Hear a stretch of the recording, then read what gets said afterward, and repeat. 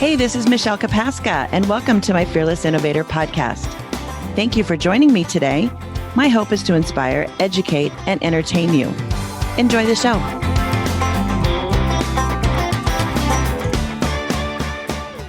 For a full transcript of this episode, go to fearlessinnovator.com.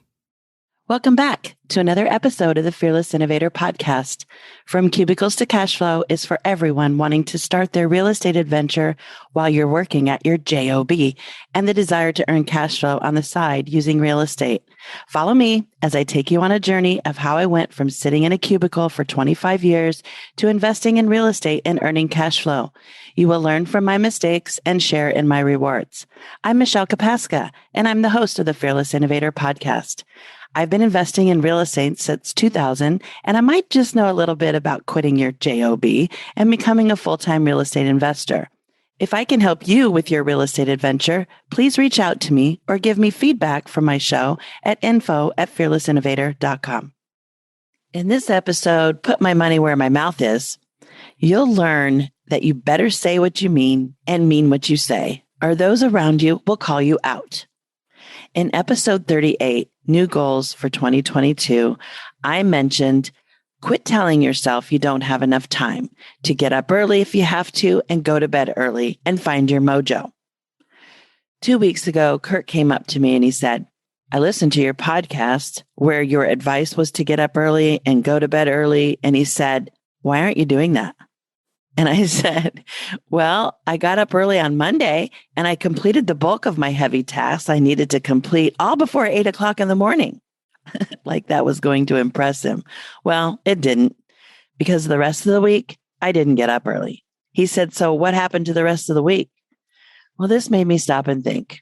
The root cause in my head was I didn't have anything to focus on that would drive me out of my warm bed. Then he said, instead of going to the gym 3 days a week, why don't you go 5 days a week? That will force you to get out of bed. And I said, okay. So last week I did go to the gym 5 days a week. However, in my head, this issue is still not resolved.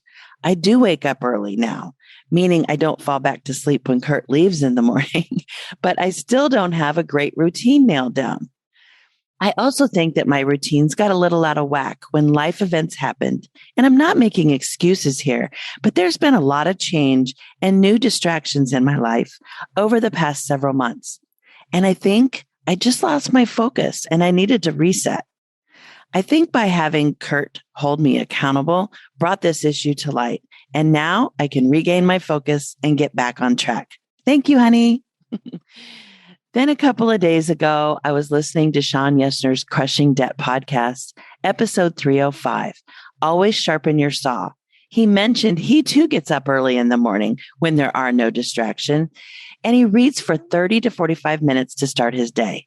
This routine led him to read 52 books last year. That's one book a week. What a great accomplishment. That just inspired me even more to get up early. Here's the takeaway for me. I like to read in the mornings too, right before I head into the gym. But now, instead of listening to Nickelback every day when I'm at the gym on what I call the eucalyptus, which is the elliptical machine, I'm now listening to my favorite podcast. I'm a serial learner too, so I think I'm going to love this change. Thank you, Kurt and Sean, for the inspiration. Okay, this next call out stung like a bumblebee. This one hurt, but I loved it at the same time.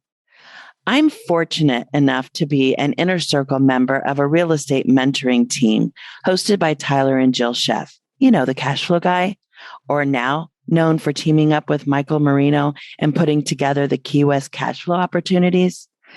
This is a quaint, small group.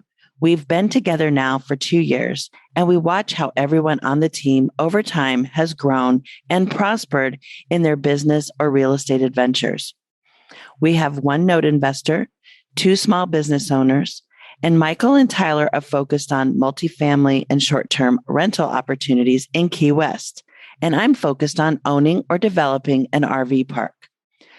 No matter what everyone is focused on, each one of us learn from the other members every week. All of our sessions are recorded so that we can go back and review the content. Each one of us is encouraged to help the others out when the content is relevant.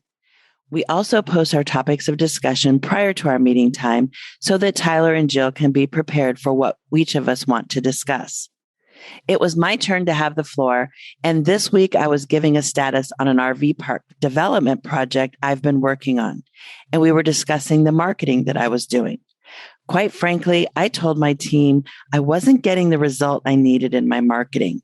My marketing, quite frankly, wasn't aligning with my true desire to own or develop an RV park. Tyler even spoke up and said, "Your marketing is boring." I agreed 100%, and I put the kibosh on my marketing efforts.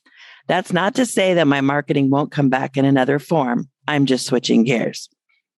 Then Michael unmuted himself and ever so stoically, with no emotion, said, "Michelle, I'm curious, if you're really into RV parks, why aren't you going to RV parks?" He went on to say, "I think of you like a gypsy because aren't you living in your RV right now?" I'm not sure what my facial expression was at the moment, but I intend on reviewing that recording. But I can tell you my heart stopped. I said to myself, he just called me out. And he's right. I let him finish my perceived digging at me. And my response was, well, you're right. I can easily be a gypsy, but I am no longer an I. And I have to consider that I'm a we. But to your point, I will see what I can do, and I will talk with Kurt tonight. Michael went on to say, your houses are both on short-term rental, so why not go and stay at an RV park? Perhaps you'll find an owner that wants to sell, or at least you'll learn more about what RVers want in an RV park. Why the heck didn't I think of this, is all I could think. This was such an easy solution, and it was right in front of me. How did I miss that? The next day, I got to thinking about what Michael did without him even knowing what he had done. I said to myself, I'm going to reach back out to him and let him know how grateful I was for him to speak up and call me out, because not a lot of people do that for me. As expected, he had no idea what he had done, but I thanked him for pushing me and calling me out. Within the next few weeks, after a few things calmed down, and we can get a reservation at a local RV park, we are out of here. My goal is to do what I do best. Go talk and interview folks on what they like about RV parks and what they dislike. And I'll be talking with the park owners too, much like I did this summer in Iowa when I met Marta at Timberline Campground in Waukee. By the end of the summer, I'm sure she was tired of me, but I learned a lot from her. So I'm off to research and find a park to visit. I'll see you next Thursday on the Fearless Innovator podcast. Thank you for listening today. I hope you enjoyed the show. If I can help you invest in your future, reach out to me at fearlessinnovator.com. Catch me later.